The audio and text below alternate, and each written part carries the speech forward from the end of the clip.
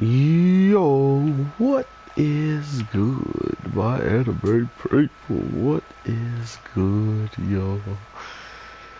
So I'm trying a new mic. I don't know if I'm gonna keep this one on, depending on what it sounds like on the audio through the TV and stuff like that. But with all that being said, we definitely got ourselves an interesting continuing story and abandoned Sacred Breeze, because not only did we get to see our boy Hank and just what the heck he's going through right now, which is pretty rough, we also get to see and understand kind of what could be possible for,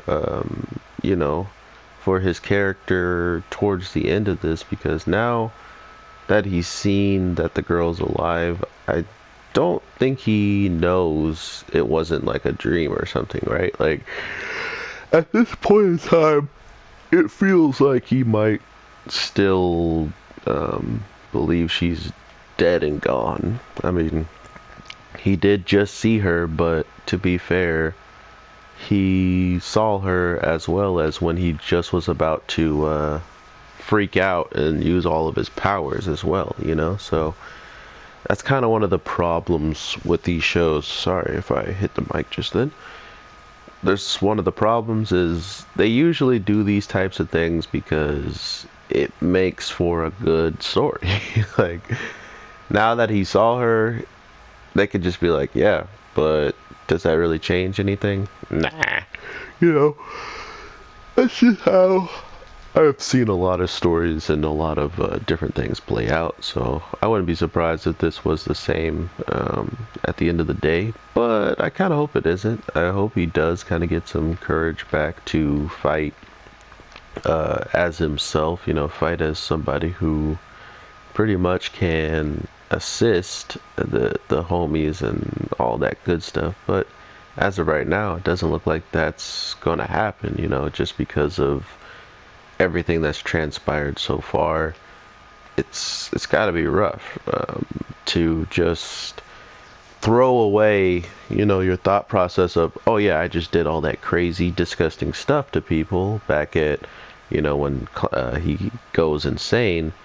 But yeah, because of that, I'm still gonna, you know, just go ahead and fight and do whatever I want to do and transform and not lose control. But he doesn't know that, so that's kind of the problem with this character. It's like mindset, or as you can go off of what Roy says, the other werewolf is he lost he lost his pride and his will. His pride would be the thing to keep him from fully no, his will would keep him from fully transforming, and now his pride is holding him back from even trying to transform, regardless of the situation at hand. This man's on the brink of death, and transforming is the last thing on his mind, because he doesn't know if he's just going to wake up in a pool full of blood of, you know, innocent people that he didn't mean to attack or something along those lines.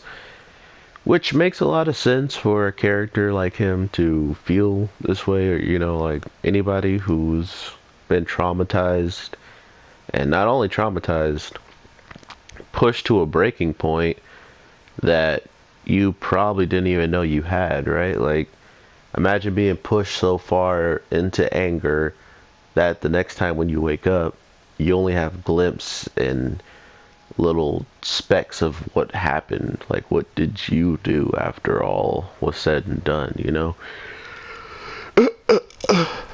That's the kind of stuff we're dealing with right now, and that's the kind of stuff. Oh my god, I didn't mean to pick that scrub. And that's just the kind of stuff we'll be dealing with throughout this episodes. I feel like I don't think he's going to get any type of closure for a while. I mean, as soon as I saw the cliffside and not even the army guys show up and do anything, as soon as I saw that cliff, I thought the werewolf guy was going to throw him off. I thought Roy was just going to pick him up and chuck him. I was like, dang, like, this is the perfect way to make it so our characters still don't meet after all this time, you know? And what happens?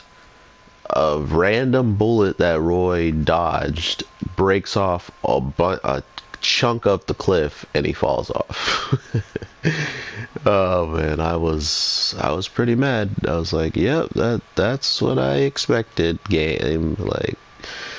Game, anime, they all have the same concepts nowadays. It's just so simple of how they're gonna, usher in some type of thing that's going to make it hard for our characters to even be able to get anywhere. So, yeah, I was kind of prepared for that one.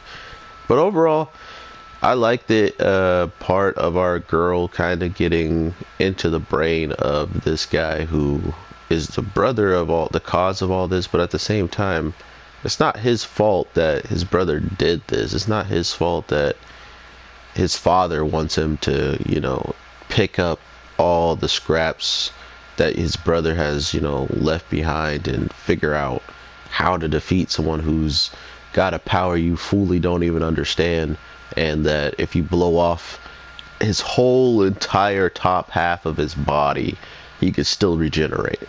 So why you're putting all of the fate into the hands of this one guy who, is a kid, and then you have people on his team that are literally older than him, it kind of goes to show you that they've been setting him up for failure, like almost as if they don't believe that he can do it regardless already. So it's interesting to see all this play out, in my opinion. And not only that, seeing our main girl still trying to, bring some, common sense or a little bit of, not patience, but you think about it like this: there's a whole army of these monsters right now with soldiers, with a leader who can regenerate, and the only thing these guys are worried about is taking out, the incarnates that already exist, that most of them are going to just be staying in the same spots, like, because that's just what they know.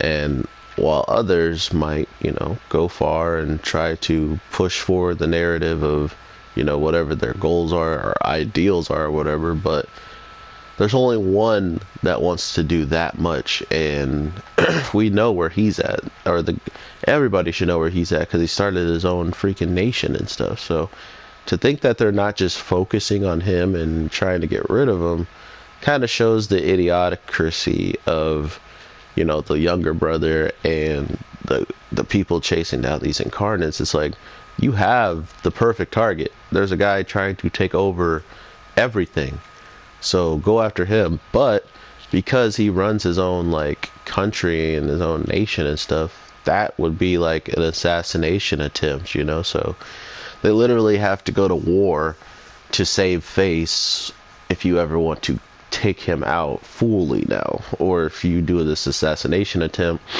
it probably will come up somehow, which the assassination attempt probably won't do too great if,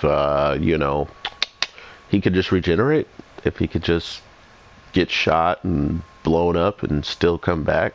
Like, there's no real winning against this guy unless we learn something about him or get one of those god bullets in him so he loses his ability to do whatever vampires can do, to then make him vulnerable to damage. So I'm not sure what they're gonna do. That sounds like the best plan, or the, state of action, which an assassination attempt could work in that case. You shoot him with a bullet and he's weakened, going for the kill. So I'm not saying that's gonna actually happen, but that would be the smartest thing to do.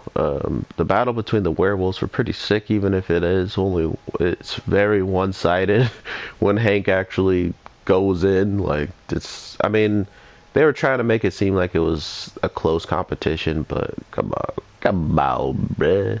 We could all tell that Hank just started going ape, and because he got a little blood splashed in his eye, that changed him from fighting anymore. They're changing him from fighting the way that he wanted to. So that was the relatively interesting part for me this week, and to know that we're gonna probably get more and more of that is exciting for me. So I do hope you guys have an amazing day, night, evening, whatever the case may be. I have your boy, the Anime G, and I'll definitely talk to you guys pretty soon here. I got 2 more videos I want to drop, so if you're excited for that, or if you want to see more content from me, just be ready at any time. I stay dropping stuff, so I hope you enjoy, and have a good one.